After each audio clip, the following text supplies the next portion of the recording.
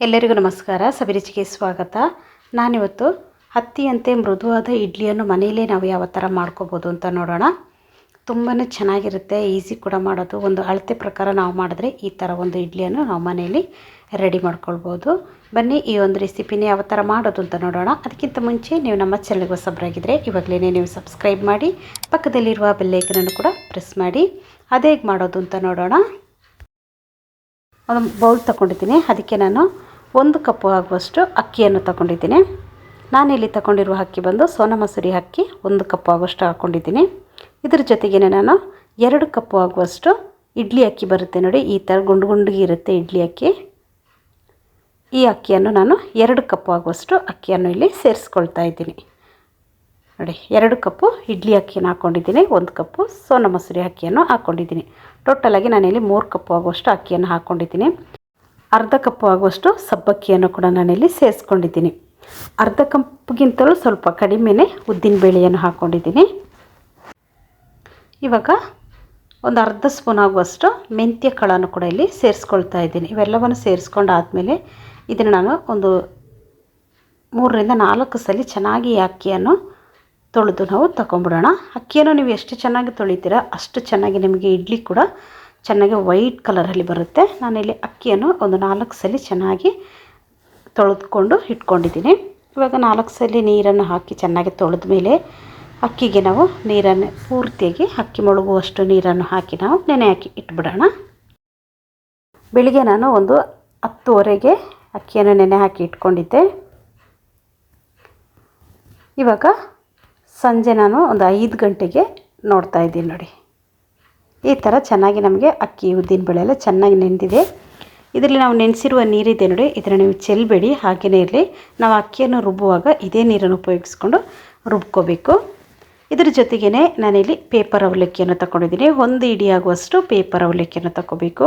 ಇವಾಗ ನಾನು ಈ ಪೇಪರ್ ಅವಲಕ್ಕಿಗೆ ಸ್ವಲ್ಪ ನೀರನ್ನು ಹಾಕ್ಕೊಂಡು ಇದನ್ನು ಒಮ್ಮೆ ಚೆನ್ನಾಗಿ ತೊಳೆದು ತಗೊಂಬಿಡೋಣ. ಇದು ಒಂದ್ಸಲ ನೀರು ಹಾಕಿದಾಗಲೇ ಇದು ಪೂರ್ತಿಯಾಗಿ ನುಣ್ಣಗಾಗ್ಬಿಡುತ್ತೆ. ಬೇಗನೆ ಸ್ವಲ್ಪ ನೀರನ್ನು ಹಾಕ್ಕೊಂಡು ಚೆನ್ನಾಗಿ ತೊಳೆದು ನೀರನ್ನು ಚೆಲ್ಲಿ ಇಟ್ಕೊಂಬಿಡೋಣ. ನೋಡಿ, ಇದು ಪೂರ್ತಿಯಾಗಿ ನೆಂದಿದೆ. ಇದು ನೀವು ಅಕ್ಕಿಯನ್ನು ರುಬ್ಬುವ ಒಂದು 5 ನಿಮಿಷಕ್ಕೆ ನೀವು ಈ ಥರ ಇದನ್ನು ಮಾಡ್ಕೋಬೋದು, ಮಾಡಿ ಇಟ್ಕೊಳ್ಳಿ. ನಂತರ ಒಂದು ಮಿಕ್ಸಿ ಜಾರ್ ತಗೊಂಡಿದ್ದೀನಿ. ನಾನು ತಗೊಂಡಿರುವಂಥ ಅಕ್ಕಿಯನ್ನು ಇಲ್ಲಿ ಮಿಕ್ಸಿ ಜಾರ್ಗೆ ಹಾಕ್ಕೊಳ್ತಾ ಇದ್ದೀನಿ. ಹಾಕ್ಕೊಂಡ್ಮೇಲೆ ನಾನು ತೊಳೆದು ಇಟ್ಟಿರುವಂಥ ಪೇಪರ್ ಅವಲಕ್ಕಿ ಇದೆ ನೋಡಿ, ಅದನ್ನು ಕೂಡ ಒಂದು ಸ್ವಲ್ಪ ಹಾಕ್ಕೊಳ್ತಾ ಇದ್ದೀನಿ. ಹಾಕ್ಕೊಂಡು ಇದೇ ನೀರನ್ನು ಹಾಕ್ಕೊಂಡು ನಾನಿಲ್ಲಿ ರುಬ್ಕೊಳ್ತಾ ಇದ್ದೀನಿ. ಮುಚ್ಚಳ ಮುಚ್ಚಿ ನಾವು ಇದನ್ನು ರುಬ್ಕೊಳ್ಳೋಣ. ನೀವು ಇಲ್ಲಿ ಹಿಟ್ಟನ್ನು ಅಷ್ಟೇ ತುಂಬಾ ಗಟ್ಟಿಯಾಗಿ ರುಬ್ಕೋಬೇಡಿ, ಸ್ವಲ್ಪ ತೆಳುವಾಗಿಯೇ ಇರಲಿ. ನೋಡಿ, ಈ ಥರ ತೆಳುವಾಗಿ ನಾನು ಇದನ್ನು ರುಬ್ಕೊಂಡಿದ್ದೀನಿ ನೋಡಿ. ನುಣ್ಣಗೆ ರುಬ್ಕೋಬೇಕು, ಸ್ವಲ್ಪ ತರಿಯಾಗಿರಬಾರ್ದು. ಇಡ್ಲಿಗೆ ಅಂದರೆ ಸಾಮಾನ್ಯವಾಗಿ ಎಲ್ಲರೂ ಹೇಳೋದು ಸ್ವಲ್ಪ ತರಿಯಾಗಿರಬೇಕು ಅಂತ, ಆದರೆ ನಾನಿಲ್ಲಿ ನುಣ್ಣಗೆ ರುಬ್ಕೊಂಡಿದ್ದೀನಿ. ಈ ಥರ ನುಣ್ಣಗೆ ರುಬ್ಬೋದ್ರಿಂದ ಇಡ್ಲಿ ಕೂಡ ತುಂಬಾ ಸಾಫ್ಟಾಗಿ ಬರುತ್ತೆ. ನಾನು ಉಳಿದಿರುವಂಥ ಎಲ್ಲ ಅಕ್ಕಿಯನ್ನು ಇದೇ ಥರ ರುಬ್ಬಿ ಇಟ್ಕೊಂಡಿದ್ದೀನಿ ನೋಡಿ. ಮಿಕ್ಸಿ ಜಾರ್ಗೆ ಒಂದು ಸ್ವಲ್ಪ ನೀರನ್ನು ಹಾಕ್ಕೊಂಡು ಅದನ್ನು ಕೂಡ ಇಲ್ಲಿ ಹಾಕ್ಕೊಳ್ತಾ ಇದ್ದೀನಿ ನೋಡಿ. ಜಾಸ್ತಿ ನೀರನ್ನು ಹಾಕ್ಕೊಳ್ಳಿಕ್ಕೆ ಹೋಗಿಲ್ಲ ನಾನಿಲ್ಲಿ. ರುಚಿಗೆ ತಕ್ಕಷ್ಟು ಉಪ್ಪನ್ನು ಹಾಕ್ಕೊಂಡಿದ್ದೀನಿ. ಇದ್ರ ಜೊತೆಗೇ ಒಂದು ಸ್ವಲ್ಪ ಸೋಡಾ ನೋಡಿ, ಇಷ್ಟೇ ನಾನು ಹಾಕ್ಕೊಂಡಿದ್ದು, ಒಂದು ಚಿಟಿಕೆ ಆಗುವಷ್ಟು ಸೋಡಾವನ್ನು ಹಾಕ್ಕೊಂಡಿದ್ದೀನಿ. ಹಾಕ್ಕೊಂಡು ಇದನ್ನು ನಾವು ಕೈಯಲ್ಲೇ ಚೆನ್ನಾಗಿ ಮಿಕ್ಸ್ ಮಾಡ್ಕೊಳ್ಬೇಕು. ಒಂದು 5 ನಿಮಿಷ ಆದರೂ ನೀವು ಚೆನ್ನಾಗಿ ಇದನ್ನು ಕೈಯಲ್ಲಿ ಈ ಥರನೇ ಒಂದೇ ಸೈಡ್ಗೆ ನಾವು ಈ ಥರ ಮಿಕ್ಸ್ ಮಾಡ್ಕೊಳ್ಬೇಕು. ಸಾಮಾನ್ಯವಾಗಿ ನಾವು ಇಡ್ಲಿಗೆ ಹಿಟ್ಟನ್ನು ರುಬ್ಬುವಾಗ ಸ್ವಲ್ಪ ಗಟ್ಟಿಗೆ ಇರಲಿ ಅಂತ ಹೇಳ್ತಾರೆ, ಆದರೆ ಇಲ್ಲಿ ಸ್ವಲ್ಪ ತೆಳುವಾಗಿರಬೇಕು ಹಿಟ್ಟು ಕೂಡ, ಆವಾಗಲೇ ನಿಮಗೆ ಇಡ್ಲಿ ಕೂಡ ಸಾಫ್ಟಾಗಿ ಬರುತ್ತೆ. ನಾನಿಲ್ಲಿ ಇದನ್ನೊಂದು 5:15ಗೆ ರುಬ್ಬಿ ಇಟ್ಬಿಟ್ಟಿದ್ದೀನಿ. ಇವಾಗ ಮೊದಲಿಗೆ ನಾನು ಚಟ್ನಿಯನ್ನು ರೆಡಿ ಮಾಡ್ಕೊಳ್ತೀನಿ, ಆಮೇಲೆ ನಿಮಗೆ ಹಿಟ್ಟು ಯಾವ ಥರ ಉಬ್ಬಿದೆ ಅಂತ ತೋರಿಸ್ತೀನಿ. ಇಲ್ಲಿ ನಾನು ಒಂದು 6 ಎಸಳು ಬೆಳ್ಳುಳ್ಳಿಯನ್ನು ಹಾಕ್ಕೊಂಡಿದ್ದೀನಿ. ಒಂದು ಬಾಣಲಿಗೆ ಸ್ವಲ್ಪ ಎಣ್ಣೆಯನ್ನು ಹಾಕ್ಕೊಂಡು ಬೆಳ್ಳುಳ್ಳಿಯನ್ನು ಹಾಕ್ಕೊಂಡಿದ್ದೀನಿ. ಹಾಗೆ ನಾನಿಲ್ಲಿ ಒಂದು 4 ಹಸಿಮೆಣಸಿನ್ಕಾಯನ್ನು ಕೂಡ ಸೇರಿಸ್ಕೊಂಡಿದ್ದೀನಿ. ನೀವು ಖಾರ ನೋಡ್ಕೊಳ್ಳಿ, ನಿಮಗೆ ಜಾಸ್ತಿ ಕಡಿಮೆ ಬೇಕಾದರೆ ನೀವು ಇಲ್ಲಿ ಹಸಿಮೆಣಸಿನ್ಕಾಯನ್ನು ಜಾಸ್ತಿ ಹಾಕ್ಕೊಳ್ಬೋದು. ಇಲ್ಲಿ ನಾನು ಈ ಒಂದು ಎಣ್ಣೆಯಲ್ಲಿ ಚೆನ್ನಾಗಿ ಹಸಿಮೆಣಸಿನ್ಕಾಯನ್ನು ಹುರ್ಕೊಂಡಿದ್ದೀನಿ. ನಂತರ 1 ಇಡಿ ಆಗುವಷ್ಟು ಕೊತ್ತಂಬರಿ ಸೊಪ್ಪನ್ನು ಕೂಡ ನಾನಿಲ್ಲಿ ಸೇರಿಸ್ಕೊಳ್ತಾ ಇದ್ದೀನಿ. ಸೇರಿಸ್ಕೊಂಡು ಇದನ್ನು ಅಷ್ಟೇ ಚೆನ್ನಾಗಿ ಎಣ್ಣೆಯಲ್ಲಿ ಬಾಡಿಸ್ಕೊಳ್ಳೋಣ. ನಂತರ ಒಂದು 3 ಟೇಬಲ್ ಸ್ಪೂನ್ ಆಗುವಷ್ಟು ಹುರಿಗಡಲೆಯನ್ನು ಕೂಡ ಸೇರಿಸ್ಕೊಳ್ತಾ ಇದ್ದೀನಿ. ಈ ಚಟ್ನಿ ಅಂತೂ ತುಂಬಾ ಚೆನ್ನಾಗಿರುತ್ತೆ, ಈಸಿ ಕೂಡ ಮಾಡೋದು. ಇದನ್ನು ಅಷ್ಟೇ ಸ್ವಲ್ಪ ಹೊತ್ತು ನಾವು ಫ್ರೈ ಮಾಡ್ಕೊಳ್ಳೋಣ, ತುಂಬ ಜಾಸ್ತಿ ಹೊತ್ತು ಫ್ರೈ ಮಾಡಬೇಕು ಅಂತ ಏನಿಲ್ಲ. ಇವಾಗ ನಾನು ಇದಕ್ಕೆ 1 ಕಪ್ ಆಗುವಷ್ಟು ಹಸಿ ತೆಂಗಿನ ತುರಿಯನ್ನು ಕೂಡ ಸೇರಿಸ್ಕೊಳ್ತಾ ಇದ್ದೀನಿ. ತೆಂಗಿನ ತುರಿಯನ್ನು ಹಾಕ್ಕೊಂಡು ಅಷ್ಟೇ ಸ್ವಲ್ಪ ಹೊತ್ತು ಇದನ್ನು ನಾವು ಫ್ರೈ ಮಾಡ್ಕೊಳ್ಳೋಣ. ಜಾಸ್ತಿ ಹೊತ್ತು ಫ್ರೈ ಮಾಡಬೇಕು ಅಂತಿಲ್ಲ. ಈ ಥರ ನಾವು ಚಟ್ನಿಯನ್ನು ಹುರಿದು ಮಾಡೋದ್ರಿಂದ ಚಟ್ನಿ ಕೂಡ ಅಳಿಸೋಗೋದಿಲ್ಲ. ಒಂದು ಸ್ವಲ್ಪ ಹುಣಸೆ ಹುಳಿಯನ್ನು ಕೂಡ ನಾನಿಲ್ಲಿ ಸೇರಿಸ್ಕೊಂಡಿದ್ದೀನಿ. ಸೇರಿಸ್ಕೊಂಡೊಮ್ಮೆ ಮಿಕ್ಸ್ ಮಾಡಿಕೊಂಡು ಇದು ಪೂರ್ತಿಯಾಗಿ ತಣ್ಣಗಾಗಲಿಕ್ಕೆ ಬಿಡೋಣ. ತಣ್ಣಗಾದಮೇಲೆ ಒಂದು ಮಿಕ್ಸಿ ಜಾರ್ ತಗೊಂಡು ಅದಕ್ಕೆ ನಾನು ಈ ಎಲ್ಲ ಮಿಶ್ರಣವನ್ನು ಹಾಕ್ಕೊಳ್ತಾ ಇದ್ದೀನಿ ನೋಡಿ.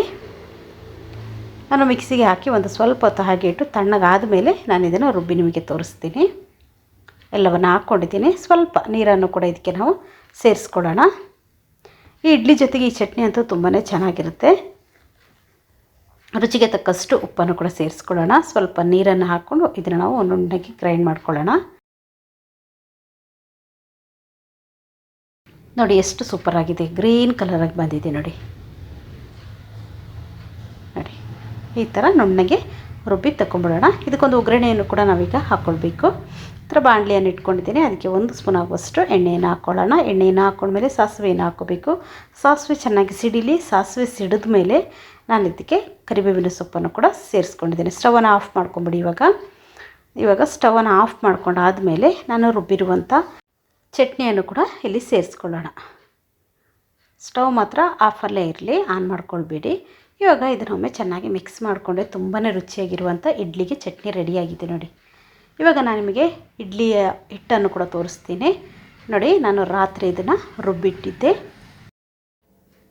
ವೆದರ್ ಥಂಡಿ ಇದ್ರೂ ಕೂಡ ಎಷ್ಟು ಚೆನ್ನಾಗಿ ಉಬ್ಬಿದೆ ನೋಡಿ.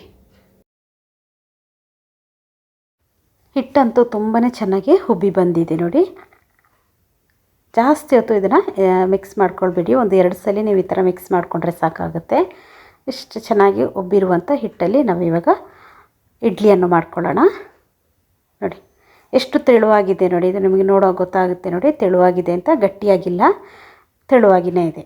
ಇವಾಗ ಒಂದು ಇಡ್ಲಿ ಪಾತ್ರೆ ತಗೊಂಡಿದ್ದೀನಿ. ಸ್ವಲ್ಪ ಎಣ್ಣೆಯನ್ನು ಹಾಕ್ಕೊಂಡು ಇಡ್ಲಿ ಪಾತ್ರೆಗೆಲ್ಲ ನಾವು ಸ್ವಲ್ಪ ಎಣ್ಣೆಯಿಂದ ಸವರ್ಕೊಳ್ಳೋಣ.